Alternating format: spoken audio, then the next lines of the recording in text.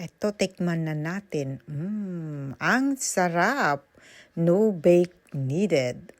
2, 1. Hi! Guys, gumawa po ako ng biko, ursuman.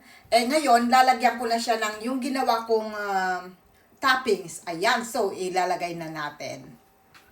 So, ang ginamit ko dito sa toppings na ito ay cream at saka yung Nestle cream at saka yung brown sugar. So, pinakuluan ko lang at hinalo-halo hanggang na-reach ko yung desired thickness nung ating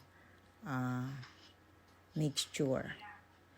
Yan. So, next na gagawin natin ay ating lang i-flatten yung mixture sa ibabaw ng ating glutinous rice para maging even. Ayan. So, i-distribute lang natin ng maigi. So, ito ay pwede na ito na hindi mo na i-bake. Ito yung tinatawag na biko without bake. Ayan. So, ikalat lang natin. Ikalat lang. I-distribute lang natin. Nako. Alright, so tuloy-tuloy ko lang nagawin.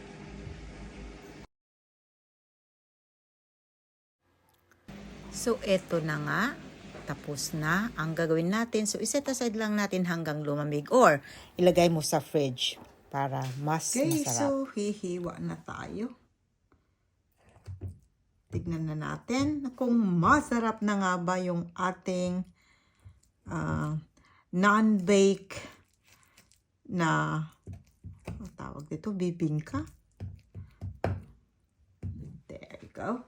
We'll see.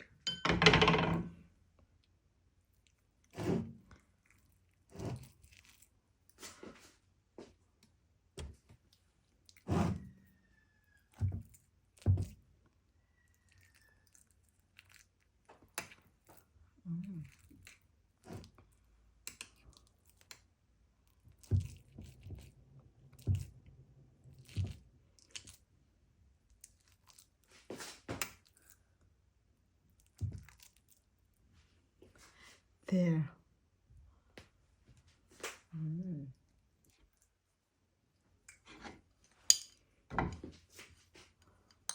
Look. Tikman na natin. Yum. Delicioso.